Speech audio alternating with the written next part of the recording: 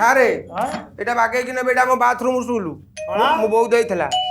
अरे विश्वकर्मा बसिए तू बाथरूम माने टूल धरिक पळि आइतु ଧରିବେ ଅନେଇ ନା ଆମେ ଧରୁ तेमे ना देवता हेच କେତେ କଥା ମୁଁ ଶୁଣିବି, ଚେୟାର ଉଠେଇବି। ହଉ ତାଲ ବର୍ତ୍ତମାନ ଆମ ସିନେମା ଆରମ୍ଭ କରିବା। ମର୍ତ୍ତ୍ୟର ସମ୍ବାଦ କ'ଣ କୁହନ୍ତୁ ପ୍ରଭୁ? ବିନା ସାରଥିରେ ଚାଲିଛି କଂଗ୍ରେସର ରଥ, ଆଉ ମୋହନ ସରକାରରେ ଆମ ଭଳି ବିଶ୍ୱକର୍ମା ମାନଙ୍କର ଆନନ୍ଦ କହିଲେ ନ ସରେ।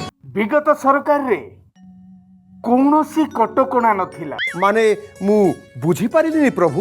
କେଉଁ ମଣ୍ଡପରେ ମୋତେ ପାରମ୍ପରିକ ପୋଷାକ ପରିବର୍ତ୍ତେ ପୋଲିସ ପୋଷାକ ଏବଂ ବିଭିନ୍ନ ବିକୃତ କରି ମୋତେ ବସଉଥିଲେ। ହେଲେ ଆପଣ ଏସବୁ କିଭଳି ଭାବରେ ସହ୍ୟ କରୁଥିଲେ ପ୍ରଭୁ?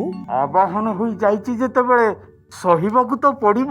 ତା ଛଡ଼ା ସେଠିକାର ପ୍ରଶାସନ ଯେତେବେଳେ ନୀରବ ଦ୍ରଷ୍ଟା ଥିଲା, ସେତେବେଳେ ମୁଁ କ'ଣ ବା କରିପାରିଥାନ୍ତି?